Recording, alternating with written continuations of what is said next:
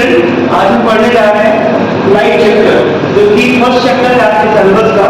और light chapter है क्या? लाइट चैप्टर में हम पढ़ेंगे that is phenomena about the phenomena of reflection and refraction.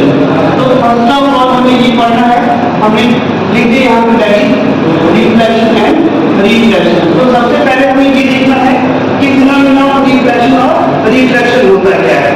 तो उससे पहले भी मैंने लिखा हुआ है लाइट। तो लाइट होता क्या है, हम कैसे मालूम कर सकते हैं लाइट के बारे में? Children the definition of the light is that the light is a form of energy. Light क्या है? एक फॉर्म ऑफ एनर्जी जिससे हम चीजों को देख पाते हैं। तो व्हाट वी कैन राइट है as a definition that it is a form of energy, it is a form of energy that provides what? There is the ability to see the objects, it means that अगर light की presence होगी तभी चीजों को क्या कर पाएंगे, देख पाएंगे। लाइट का एक फॉर्म ऑफ एनर्जी जिससे हम चीजों को देख पाते हैं। और लाइट क्या है? और दूसरी चीज है लाइट एक इलेक्ट्रोमैग्नेटिक वेव है। इट इज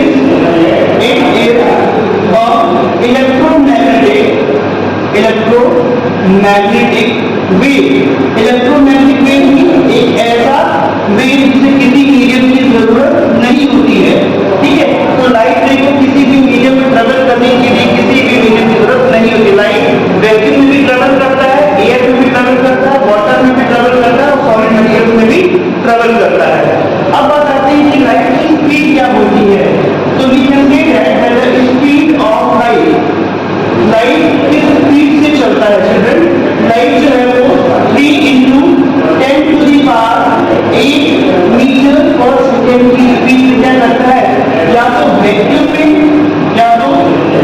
में या फिर हम कोई भी मटेरियल मीडियम ले लेंगे,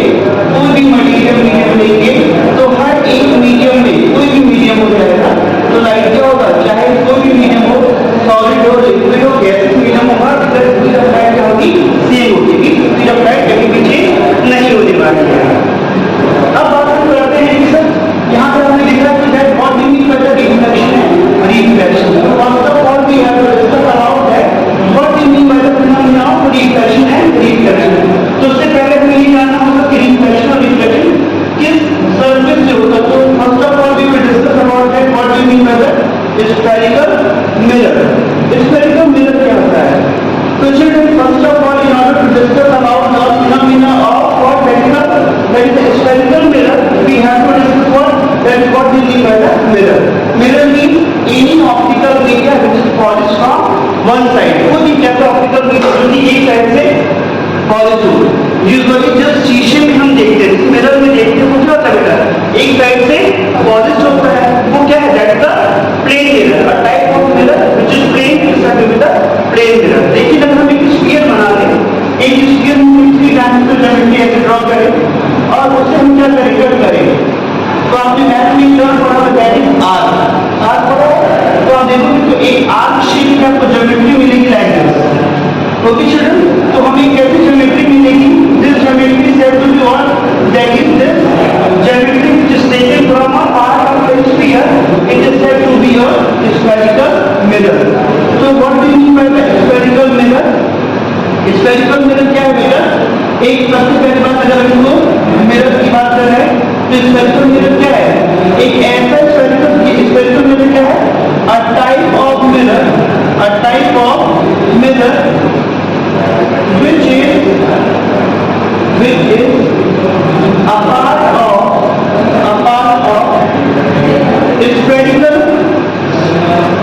spherical shape optical object or media in form of an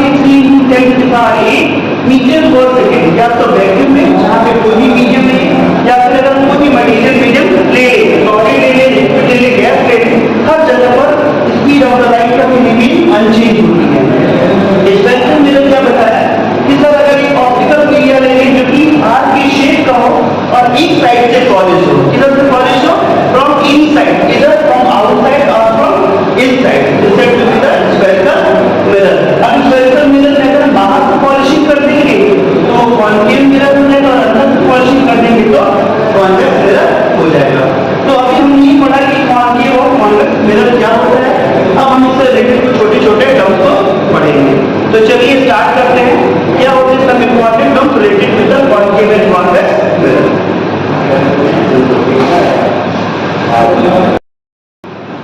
let's start to discuss about that some important terms related with the spherical mirror. अब spherical mirror अभी बताया कि कॉनकेव और कॉन्वेक्स होता है, तो कुछ स्पेशल टर्म्स हैं जो कि हमें इमेज फॉर्मेशन के टाइम में सबसे ज्यादा इंपॉर्टेंट होंगे. What are those terms?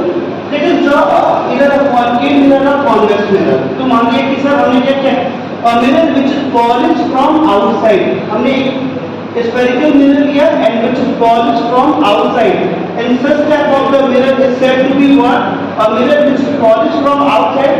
These lines are polishing lines. Okay, so such type of the mirror is said to be the concave mirror, or which is also said to be what? That is the what? That is said to be the converging mirror. ये light को क्या करता है, एक particular point पर correct करता है. That's why it is said to be the converging mirror. अभी मैं ये भी बताऊंगा कि क्यों इसका नाम converging mirror रखा गया है. तो सबसे पहले जो भी स्फेरिकल एक आर्क है उसका जो मिड पॉइंट होगा, the mid point of a spherical mirror is said to be pole. Okay, so one by one चीजों को मैं लिखता भी चल रहा हूँ. That what do you mean by pole? So pole is denoted by P and it is what? That is the midpoint of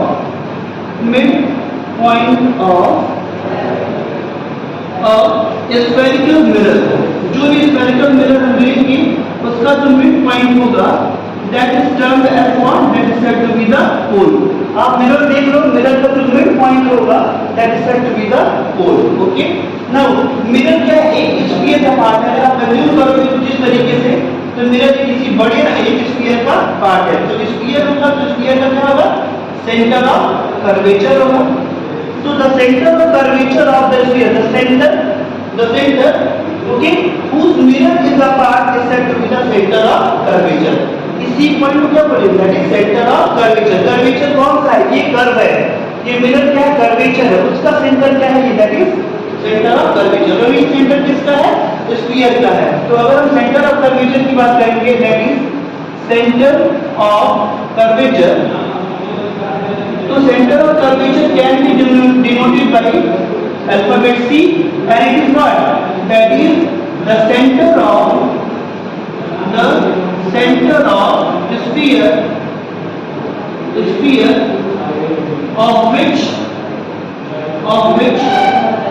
mirror is a part. जिसका mirror क्या होगा, एक पार्ट होगा, mirror is the part. Okay, तो हम कह सकेंगे कि वो क्या है, that is center of curvature है. Now हमने भी जाना कि mid point of the mirror is said to be pole denoted by P, whereas the center of the sphere is said to be the center of curvature. Now a line which joins, एक ऐसा line का draw करें कि center of curvature और pole को क्या करें, मिला दें. A line that joins the center of curvature and pole is said to be the principal axis. It is said to be the principal axis. Axis means that is anything that is either horizontal line or a vertical line. ठीक है, तो अभी एक ऐसा line हमने draw किया है जो कि सेंटर ऑफ कर्वेचर और पोल को क्या कर रहा है, मैच करा रहा है, मिला रहा है. तो what do mean by the principal axis. और बेटा अगर ये टर्म आपको बहुत अच्छे से याद है तो आप बहुत इजीली न्यूमेरिकल्स आप सॉल्व कर ले जाओगे. तो प्रिंसिपल एक्सिस क्या है बेटा, that is the line of joining, जो लाइन ज्वाइन करती है, the line of joining what, that is the centre of curvature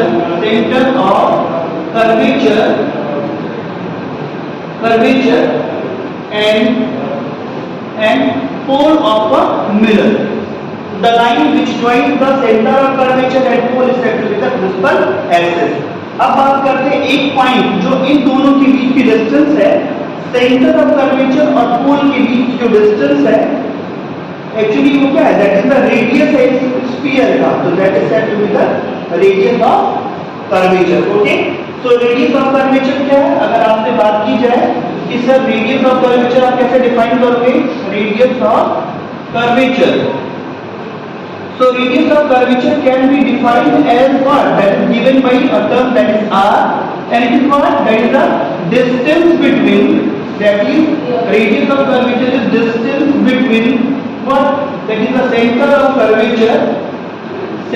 of curvature and pole, जो पोल और सेंटर ऑफ कर्वेचर के बीच की डिस्टेंस है मिरर के लिए, that is said to be the radius of curvature. अब बेटा इन दोनों के बीच का जो मिड होगा उससे हम नाम देंगे दैट इज फोकस। फोकस क्या है? जैसे कि आप सोचते हो फोकस मींस कहीं ना कहीं किसी चीज पे हम क्या करते हैं, कंसंट्रेट होते हैं। तो what do mean bye focus? ये फोकस है क्या? एफ क्या है? फोकस है। तो फोकस क्या है? जहां पर वो एक ऐसा पॉइंट जहां पे लाइट क्या होती है, रिफ्लेक्शन के बाद आके मिलती है। तो सबसे पहली बात अगर हम बात करेंगे फोकस की, तो फोकस क्या है बेटा? Focus is given by what capital letter F and it is what that is a point on principal axis, a point on principal axis where the light rays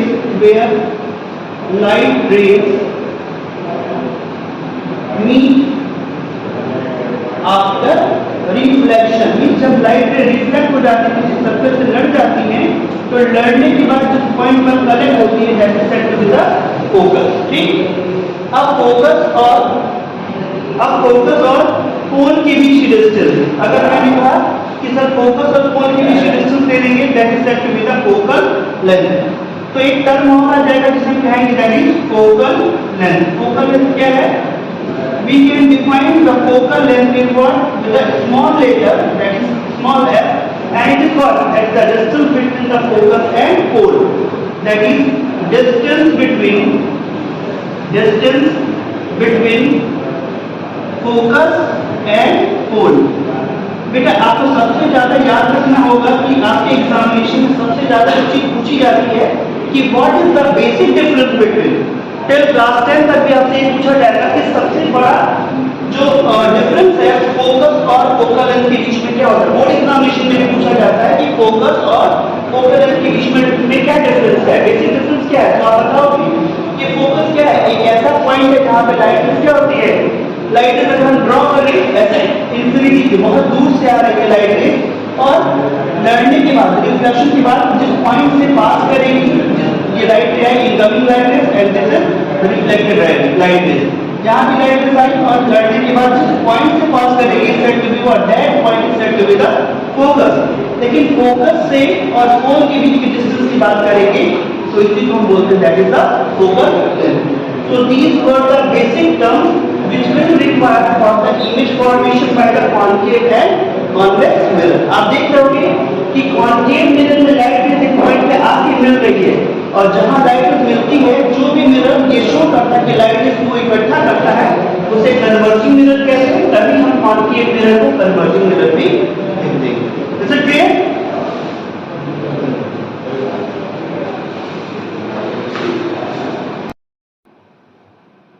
तो चिल्ड्रन अब हमने नए topic को start करना, that is reflection and it's loss. What do you mean by the phenomena of reflection? एक छोटा सा example मैं आपको समझाता हूं कि लेट अस सपोज दैट एक चाइल्ड है। टॉपिक को डिस्कस करने से पहले आपको एक एग्जांपल बताता हूं कि लेट अस सपोज दैट एक चाइल्ड है, this one is a child और ये अपने घर से अपने होम से चलना स्टार्ट करता है और अपने स्कूल को पहुंच जाता है। This is the school of that child, this is the school of the child. तो बच्चा क्या करता है, घर से स्कूल जाता है और पढ़ाई करने के बाद वापस उसी पास से होकर क्या होता है, अपने घर को चला आता है। तो आप देखोगे that is what, that is the bounce back of the child. बच्चा घर से स्कूल गया और स्कूल से वापस घर आ गया। तो जब कभी भी और आपने अगर हाथ में ball, if you carry the ball in your hand and if you are going to throw it onto the wall, तो what will happen, the ball will be strike, after striking to the wall it will be what, come back to you towards yourself। आपने ball को दीवार पे फेंका और दीवार पे टकराने के बाद बॉल आपकी तरफ आ गया, तो ये क्या है, बाउंस बैक हुआ। तो अगर आपसे डिस्कस किया जाए कि क्या होता है रिफ्लेक्शन, तो रिफ्लेक्शन से ये पता चलता है कि रिफ्लेक्शन क्या है, nothing but that is a bounce back. तो अगर मैं लिखूं that is bounce back of light ray in the same medium, light ray जिस मीडियम से गई थी in the same medium is called that is a reflection। ठीक है, मान लीजिए कि सरफेस है, let us suppose that this is the surface and which is falling from one side and this is said to be what, that is a plane mirror। एक plane mirror क्या होता है बेटा, दैट इज स्ट्रेट होता है reason में और polished होगा एक साइड से। नाउ अब बात करते हैं कि एक रे ऑफ लाइट क्या हुई इस पे फॉल की, this the ray which is going to be fall is said to be the incident ray. ठीक है, कहीं ना कहीं से लाइट रे आ रही होगी, मान लिया कि सन क्या है, that is the extensive source of energy, sun से लाइट रे आ रही है, तो the light ray which is coming we are going to give name that is PQ, और इस PQ रे को बोलेंगे that is incident ray. What do you mean by the incident ray? A ray which is coming from the source and going to be fall onto the surface of an object is said to be the incident ray. ठीक? अब यहाँ पर जिस point पर ये touch की surface को, इस पॉइंट को बोलते हैं that is point of incidence, point of incidence. ठीक है, इसे बोलेंगे हम पॉइंट ऑफ इंसिडेंस। अब यहाँ पर अगर एक हम परपेंडिकुलर ड्रॉ करते हैं, उस पॉइंट पर एक परपेंडिकुलर ड्रॉ करें, तो ये परपेंडिकुलर को नाम बोला that is normal. A perpendicular drawn to the surface at a point of incidence is called that is a normal. ये क्या है, नॉर्मल है।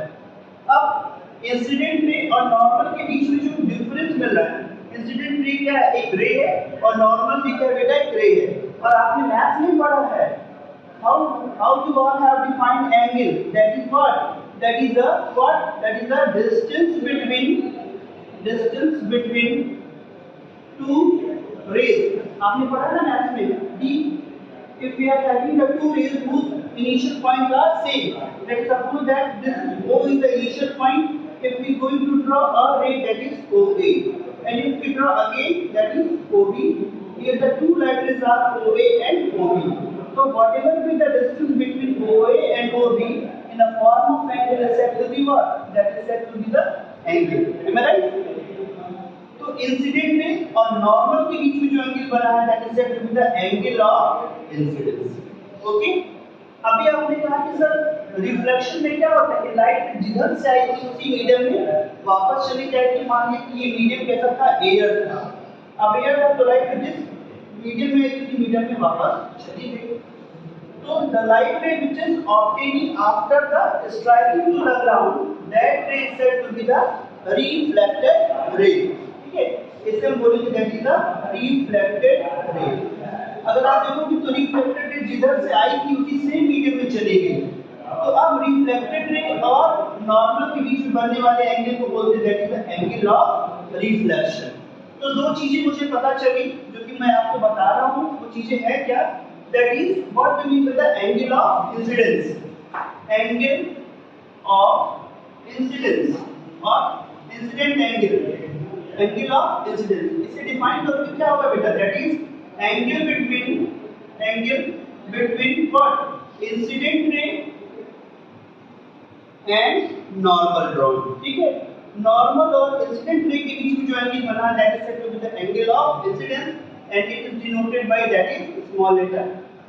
Okay, and now the second thing is angle of reflection. Mean bounce back हो गया, light जिधर से आई थी उधर की ओर वापस चली गई। तो इसे दिया हमने स्मॉल लेटर r से डिनोट किया, और ये क्या है, that is what, that is the angle between reflected ray and normal के बीच में जो एंगल बन रहा है उसी को मैंने बोला था that is angle of reflection. अब तो हमने ये पढ़ लिया कि what is the phenomena of reflection. Reflection is a phenomena in which the light रे bounce back in the same medium. अब बहुत बड़ी बात है, जो इंपॉर्टेंट बात है वो किसी ने पूछी नहीं कि सर रिफ्लेक्शन किस कंडीशन में हो सकता है।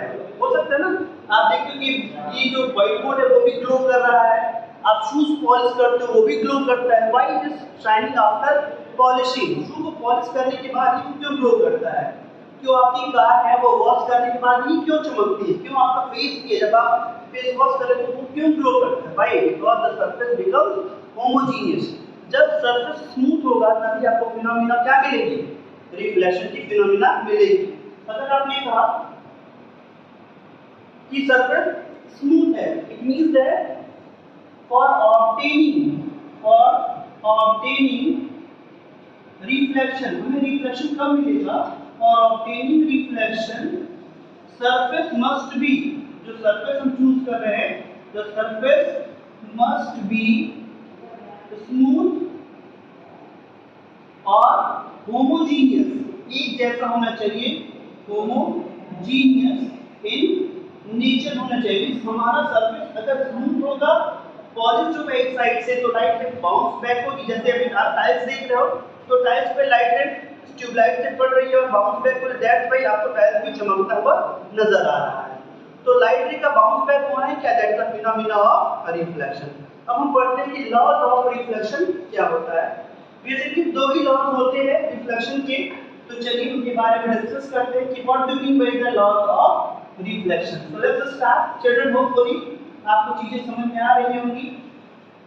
अब बात करते हैं कि लॉज ऑफ रिफ्लेक्शन। तो मैं इधर पहले फर्स्ट लॉ लिख रहा हूं, फर्स्ट लॉ ऑफ रिफ्लेक्शन, और सेकंड पार्ट में मैं उधर लिख रहा हूं that is the second law of reflection, second law of reflection.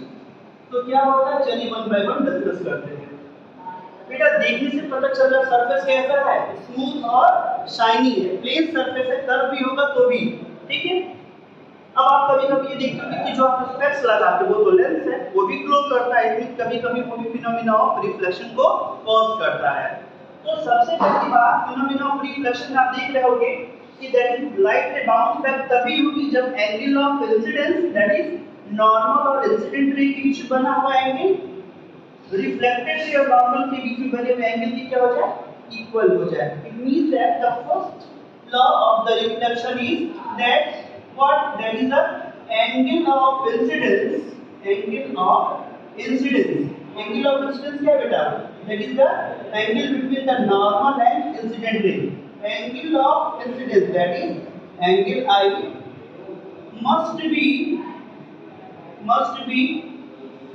equals to angle of reflection। जो भी एंगल ऑफ रिफ्लेक्शन है उसके अगर बराबर हो जाएगा तभी हम कहेंगे कि क्या है, फिनोमेना ऑफ रिफ्लेक्शन। तो सबसे पहले क्या मिला, अगर एंगल आई और एंगल आर इक्वल होगा then only we can say that this is the phenomena of reflection, ठीक। अब बात करते हैं, देखो ध्यान से बेटा, see here if we going to draw a what, that is the plane. आप देखोगे तो ये प्लेन सरफेस है, मान लो कि टेबल है बेटा, तो टेबल पे लाइट रे शीश हमने क्या रख दिया, एक मिरर रख दिया, लाइट रे पड़ रही है, पड़ने पर वापस बाउंस बैक हो जा रही है ना। तो आप ध्यान से देखोगे जो इंसिडेंट रे है, जो नॉर्मल है और जो रिफ्लेक्टेड रे है, वो तीनों क्या है, that lies in the same plane. तो the second law states that what, that is incident ray reflected ray and normal lies in the same plane। अगर तीनों ही एक ही प्लेन में क्या करेगी, एक ही पॉइंट पर मीट करेगी, then we can say that this shows the phenomena of reflection। अब एक छोटा सा एग्जांपल देता हूँ। If I have written this is angle of incidence and this is angle of reflection, और आपको डिस्टिंग्विश करना है कि कौन सा रिफ्लेक्शन है और कौन सा रिफ्लेक्शन नहीं है। मान लीजिए जैसे लिखा हुआ एंगल ऑफ इंसिडेंस कितना है, 23 डिग्री है फर्स्ट कंडीशन में, दूसरे कंडीशन में एंगल ऑफ इंसिडेंस लिखा है 25 डिग्री है, थर्ड कंडीशन में लिखा है angle of incidence is 27 degree. Angle of reflection is given as 27 degree, this is 24 degree and this is 27 degree. तो बेटा आप इस डेटा से क्या बता सकते हो, कौन सा फिनोमेना ऑफ रिफ्लेक्शन है, कौन सा फिनोमेना ऑफ रिफ्लेक्शन है।